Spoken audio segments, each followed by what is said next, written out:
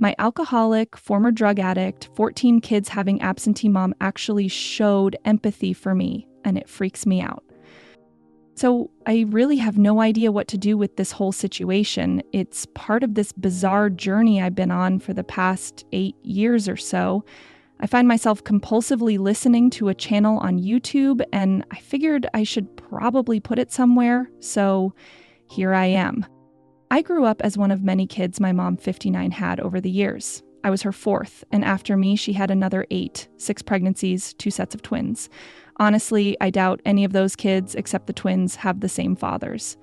I realize I sound judgmental, but growing up in this environment felt like torture. From the time I was 4, all I remember is a rotating door of new uncles and having to help parent all these babies my mom kept having. By the time I hit 12, I had half siblings ranging from 9 to 2 years old that I had to take care of because she was out somewhere with her latest boyfriend drinking and doing God knows what else. Sometimes my grandparents would step in, but they were pretty worn out by that time. My oldest half-sibling was born when she was 15, he's M44, and he was already gone by the time I was born. I barely know him or the other 2, her first set of twins, they're in their 30s. Most of my life felt like a haze of watching her fall in love, get pregnant, and then either cheat or get cheated on only to break up repeatedly. When I left at 18, she was pregnant with her 12th kid and only 38. Now, she wasn't cruel. She never beat us or anything like that. In fact, she was actually affectionate as best she could be, and when she was sober, she'd apologize and try to be present. But then the self-loathing would kick in and she'd go get drunk and meet the next guy she thought would fix everything. When I moved out at 18, I had to cut ties with her to avoid being dragged back into permanent nanny duty. It felt terrible leaving the kids, but they weren't mine, they were hers. I shouldn't have to raise all of them. My grandparents tried, and some of the kids had fathers who actually paid child support. After I left, she did manage to cut back on drinking and stop using party drugs. I went NC with her because I didn't want to raise any more of her kids. She's up to 14 now, the last 4 born in the decade since I left. I know I'm being irrational, but I resent her so much. I'm furious when I think about what my life was like. No idea who my dad was, a mom who was barely there, usually a drunk or high mess when she was, and a never-ending cycle of babies to clean and feed. I started helping with my brother when I was 4. He moved to California years ago, but still sends me Mother's Day cards and then the next and the next. I had no time to have friends growing up. I didn't even realize this wasn't normal until much later. This fucked with my head, honestly. I developed really unhealthy attitudes towards sex, love, and relationships. When I was 22, I got into my first serious long-term relationship with an objectively awesome guy, M32, whom I've been calling Alex in my previous posts. We were almost moved in together when one bad night happened. He had to work overnight at his second job, and I ended up hanging out with his brother, Matt, and his friends. I got blackout drunk. I hated how my mom was always drunk, so I didn't know my limits. I woke up the next morning naked in Matt's bed, in the wet spot, which led me to believe I was just like my mom. This crushed me. I spent the next 6 years hating myself for being a stupid drunk who cheated on my boyfriend and couldn't even remember it. I told Alex, and he tried to get past it, but he and Matt were almost at war for obvious reasons. After all, it was Matt's bed, and he wasn't around when I woke up. Then, when I found out I was pregnant, I just couldn't fucking deal with it, not with any of it. So I broke the lease, lived in my grandparents' shed for a month, and then moved in with them after they found out. They had been burned by my mom's whole disaster, but really tried to help all their grandkids.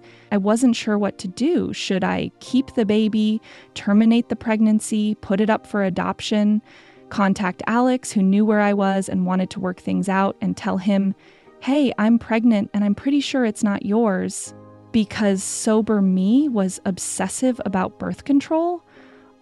Then I lost it. Almost 4 months in, miscarriage they call it. To me, it felt like stomach cramps.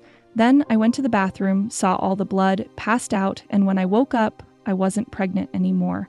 I kind of went catatonic after that. We could be here all day, and I've written other posts about all this. I eventually moved north to a bigger city, worked a series of crap jobs, and finished my bachelor's in history. I now have a better paying gig as a researcher working remotely, so I moved back home to be closer to my grandparents as they approach 90, and I worry about them.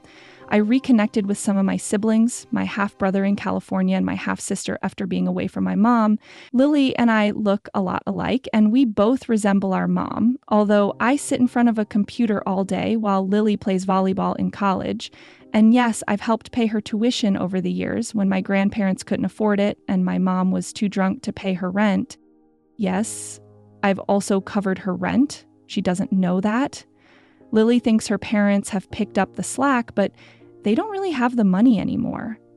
This situation isn't entirely her fault, it's just how things are. I honestly don't know how to describe my relationship with my mom. I don't hate her as a person, but the thought of being like her makes me almost suicidal. After I lost the baby, the idea that I was now a drunk who lost a baby reminded me of the time I watched her lose one on the kitchen floor while too drunk to get up. I had to wrestle her onto the couch before calling 911 and 11, but she has worked to clean herself up, and although she's pregnant again, yes, at 59, she's some sort of fertility avatar, she isn't doing it to fix a broken relationship. This will be baby number 14. We don't talk much. I haven't spoken to her in years, and I haven't spoken to the fetus at all. Sorry for rambling. This past month has been wild. I found out I didn't sleep with Alex's brother. Matt put me in his bed because he was too drunk to find his way to Alex's room. He went out pub crawling with friends, and in Matt's words, you were so unconscious there was no way you could have consented to anything. So, yeah, turns out I was assaulted and didn't even know it. Matt and Alex reconnected, and Alex blew up my phone wanting to talk. We met up, talked, and it felt nice. Suddenly, I'm spending every night with him, and we're dating. Is it healthy? No idea. But honestly, I don't care. I'm happy for the first time in years. But in the back of my mind, there was something roaring that I couldn't quite grasp, and of all people, it was my mom who figured it out. Lily called me, needing a ride to school. Her car died and she needed a lift. She lives in the largest city in our state, but her college is far away, which isn't too far, but further than she could walk. We live in New England, just so you know. I wasn't thrilled about going to my mom's, but I got out of my warm bed with my warm boyfriend who keeps proposing to me. No, Alex, not for at least a year. We have to get counseling first. Every time he asks, I light up like a fucking Christmas tree, but we're not making it official yet. I drive over to the house that created my neuroses. Lily's running late, her biggest vice, which I share, but in my case it causes layers of stress because doing research means getting that shit done on time. In her case, it means abusing her snooze button. I sit in the car for about 10 minutes listening to music on my phone when someone knocks on my window. It's her. The woman who bore me. The past decade has added some lines, but for almost 60 she looks good. Her eyes are watery and her smile is a bit tired. I guess that's what being pregnant at her age looks like.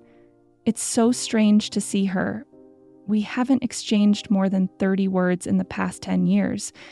She asks if I want coffee while we wait for Lily. I don't know why I said yes. I don't know why I went into the house or sat in the kitchen. It's cleaner now. Faded a bit. Felt smaller. I took the coffee, thanked her, and took a sip. She ruined it with non-dairy creamer like she always did. She tried to make small talk. It was awkward, talking about nothing in particular. She asked me how I was. My brain disengaged, and something like the following spilled out. Well, I'm happier than I've been in years because I found out I got R4 a few years back. And then it just sat there. She was looking at me, I was looking at her, and I couldn't get my brain to re-engage. I just started shaking. And then there she was, wrapped around me, smelling like that fabric softener she overuses, and I could feel her crying, and I'm crying, and I don't fucking even know what happened. It all just hit me that I'd been violated, that someone had ripped my clothes off while I was too drunk to move or fight them off. And done that to me. All the pain and trauma I didn't even know I had flooded the area around me because I couldn't stop. And of all people, it was her hugging me and reassuring me and talking in this voice I'd never heard her use. My first brother, the one I barely know, his dad forced himself on her in a car on their way to A&W. She didn't paint her entire life like that. Plenty of the shit I remembered she copped to. Admitted she'd always been a shit mother, and not just to me, to all of the kids, to Lily and Matt, my brother in California. And she hated herself and knew she was using that to be an even worse mother. Just this agonized confession telling me how none of the things I felt about myself were true, that I was and had always been such a good, smart girl, and she really did love me, even if she'd never been able to let herself be a good mom. The weirdest part was how much I needed to hear it. That was Wednesday. Lily ended up getting a cab, and afterward we talked on the phone. I apologized, and she told me not to even worry, that Mother had told her some of what they'd talked about, but had tried not to tell her too much. I told her the whole thing. I climbed into bed with Alex, and we just slept. He held me, and I said yes just to mess with him, but I don't think I was. But we're still not going to make that official until we both get counseling. I have no idea if I'm going to let Mother back in my life. She didn't ask. I've always thought of her a certain way, and that's still there, but when I was breaking apart, she kept me together. She shared her own experiences and told me things I needed to hear from the only person I wouldn't expect to lie just to make me feel better. So, yeah, that's my life now. Nothing is what I thought it was. Now, on to the next story. Both my ex-husband and my most recent serious boyfriend cut me off without a word. Now, as I try to advance in my career, they're standing in the way of my progress. I, Lauren 29F, have a serious problem.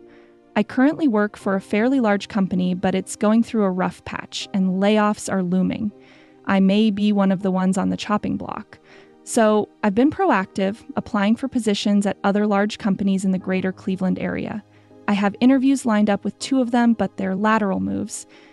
Just more of what I'm already doing. The third company I've applied to, though, has an assistant director of marketing position open.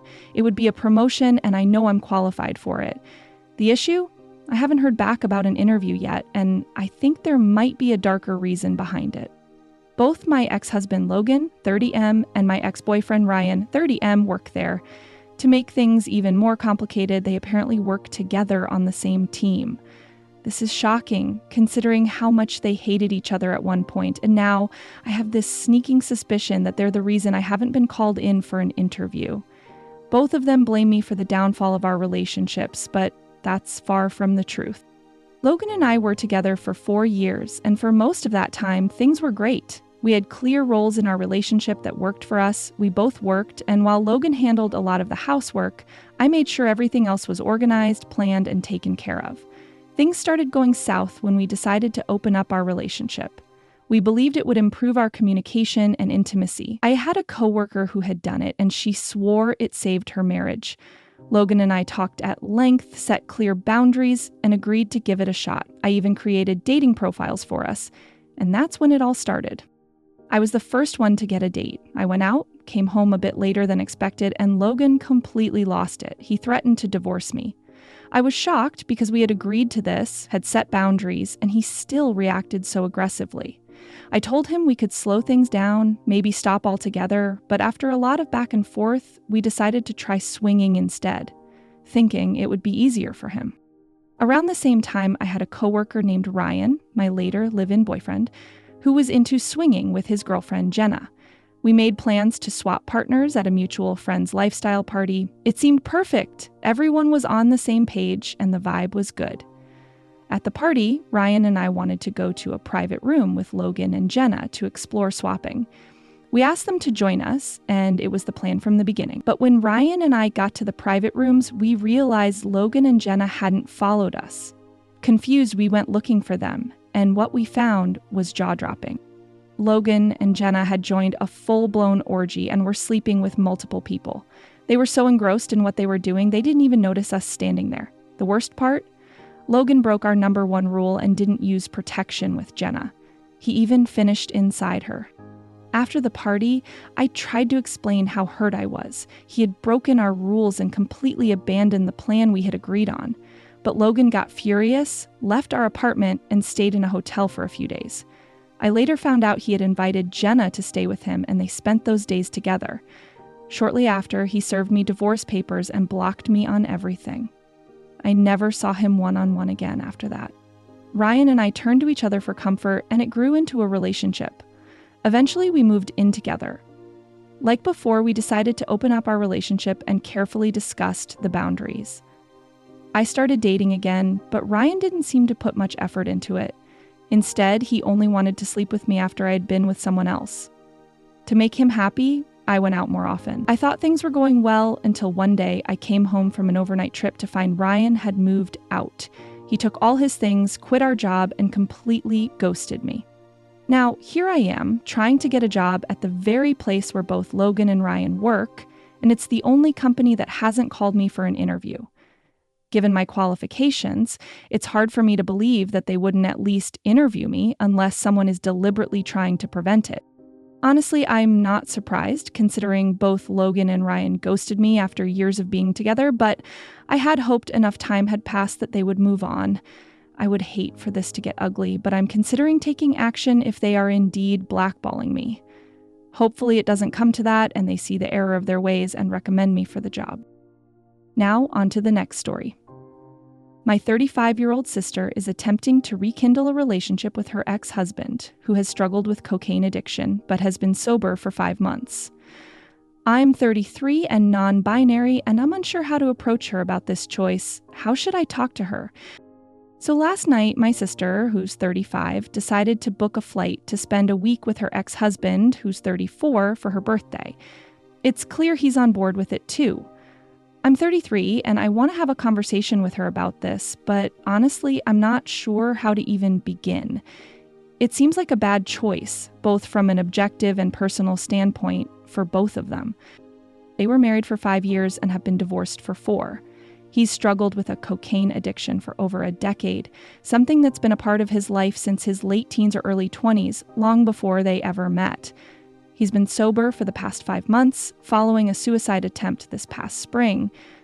It wasn't the first time he'd made plans, but it was the first time he actually tried to go through with it. That experience seemed to wake him up, and since then he's been sober and moved back to his hometown to be closer to his family.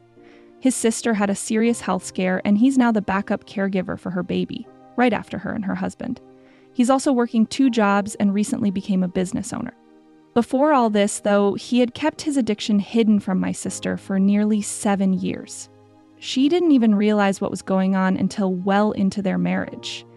His family knew about it the whole time, but never told her, likely hoping she'd somehow fix him because she's always been health conscious and responsible.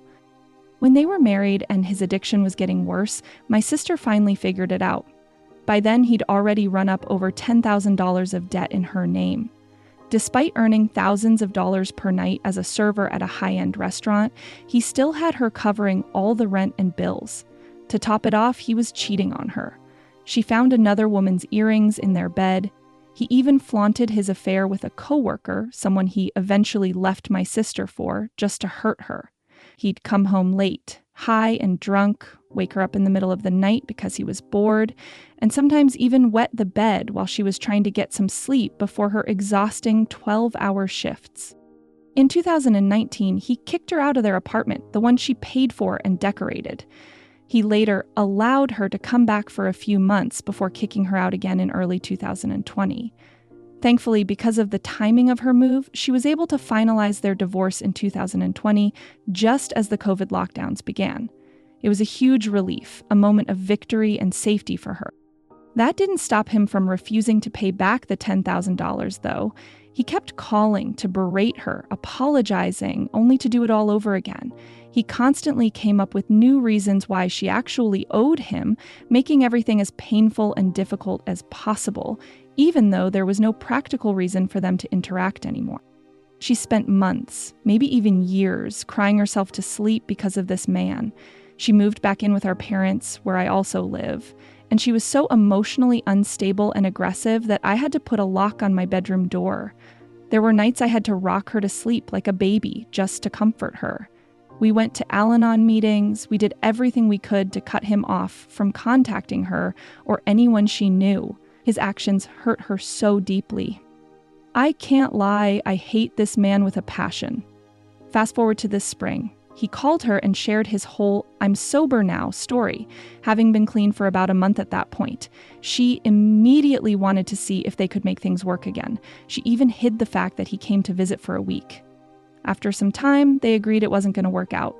They even went to see a psychic who confirmed they weren't compatible. I only know all this because I kept having these intense gut feelings, like a weird physical sensation telling me he's near her again. I tried to brush it off, thinking I was paranoid, but eventually my best friend told me she'd overheard my sister talking to hers, confirming that he'd indeed visited. I haven't said much about it other than texting my sister late one night saying, "I don't even know why I'm saying this, but please don't let this man back into your life." This was before I knew what was really happening. Lately, my sister's been in a vulnerable place. Her job is stressful and she's not earning as much as she hoped. We were supposed to work together, but I had to step away to focus on my health. My body was shutting down, and I couldn't even explain it to her. She's understandably frustrated and even resentful that I'm not working with her, but I simply can't until I've recovered.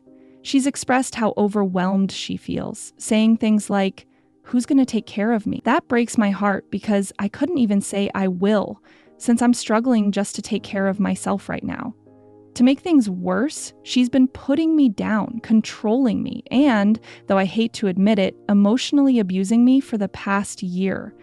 I've only recently started realizing that all the things she's been saying about me aren't true. I mention this because while we've always been close, if she's treating me this way, what's going to happen if her ex does something she doesn't like? Even if he's a changed man, he's bound to mess up at some point. He used and abused her before, and now she's emotionally volatile, taking it out on me. Plus, he's a recovering addict who attempted suicide just this year. This whole situation feels like a ticking time bomb, and as much as I dislike him, I don't want to see either of them get hurt again.